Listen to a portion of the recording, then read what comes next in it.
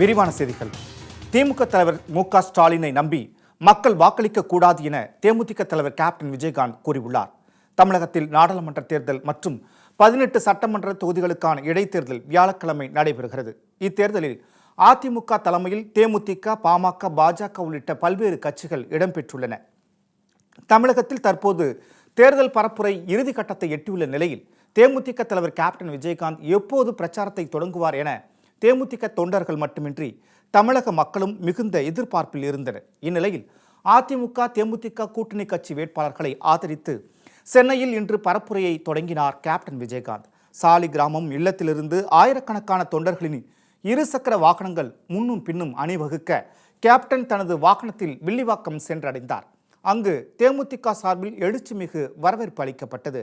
இதையடுத்து பேருந்து நிலையத்தில் குவிந்திருந்த மக்கள் பாமக வேட்பாளர் சம்போலுக்கு கேப்டன் விஜயகாந்த் மாம்பழ சின்னத்திற்கு வாக்கு சேகரித்தார்.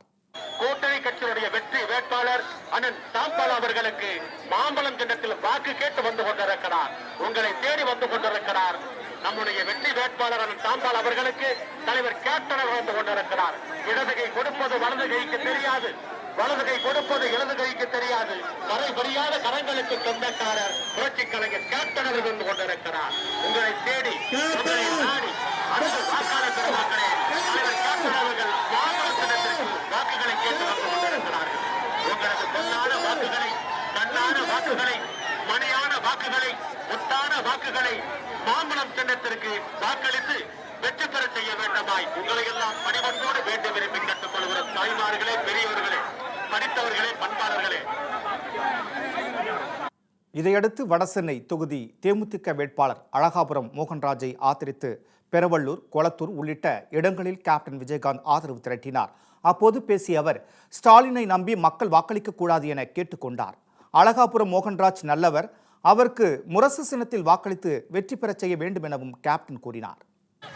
வடசென்னை பாராளுமன்ற தொகுதியினுடைய வெற்றி வேட்பாளர் அண்ணன் அழகாபுரம் ஆர் மோகன்ராஜ் அவர்களுக்கு மட்டும் முரசு சின்னத்திலே வாக்களித்து வெற்றி பெற செய்ய வேண்டுமாய் உங்களை எல்லாம் பணிவன்போடு வேண்டி விரும்பி கேட்டுக்கொள்கிற தாய்மார்களே, பெரியவர்களே, கரைபறியாத கரங்களுக்கு சொந்தக்காரர், தாய் குலம் தோற்றம் தங்க தலைமகன் சிங்க தமிழர் தலைவர் கேப்டன் அவர்கள் முரசு சின்னத்திற்கு வாக்குகளை கேட்டு வந்து கொண்டிருக்கிறார்.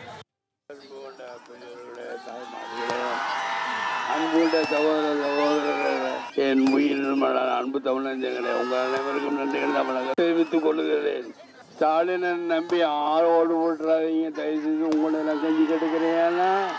இந்த 2 நீங்களும் கஷ்டப்பட்டு இந்த சட்டமன்ற இடைத்தேர்தல் இழைக்கும் தேசிய ஜனநாயக கூட்டணி நம்ம வேட்பாளர் மோகன்ராஜ் அவர்கள் தினம் செய்ய வேண்டும் என்று உங்களை எல்லாம் அன்புடன் கேட்டுக்கொள்ளு.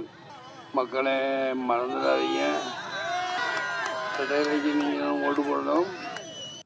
தொடர்ந்து பெரம்பூர், திருவிக நகர், ராயபுரம், திருவொற்றியூர் மற்றும் ஆர்கே நகர் ஆகிய பகுதிகளில் வாகனம் மூலம் பிரச்சாரம் மேற்கொண்ட கேப்டன் விஜயகாந்த் முரசு சின்னத்திற்கு ஆதரவு திரட்டினார். இதையடுத்து தென்சென்னை அதிமுக வேட்பாளர் ஜெயவர்தனேவை ஆதரித்து விருகம்பாக்கம் பகுதியில் கேப்டன் விஜயகாந்த் பிரச்சாரம் மேற்கொண்டார். அப்போது தேமுதிக தொண்டர்கள் பட்டாசு வெடித்தும் தாரை தப்பட்டை இசைத்தும் கேப்டனுக்கு வரவேற்பு அளித்தனர்.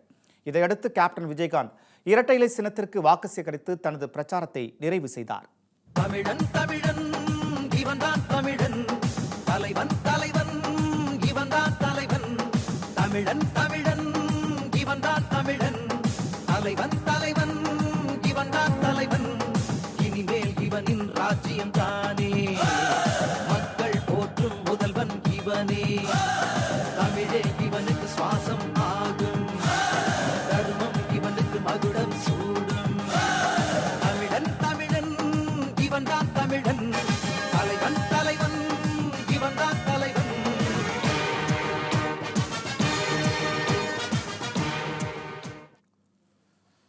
கேப்டன் தேர்தல் பிரச்சாரத்தில் ஈடுபட்டதால் தேமுதிக தொண்டர்களும் கூட்டணி கட்சி நிர்வாகிகளும் உற்சாகமும் மகிழ்ச்சியும் அடைந்துள்ளனர்.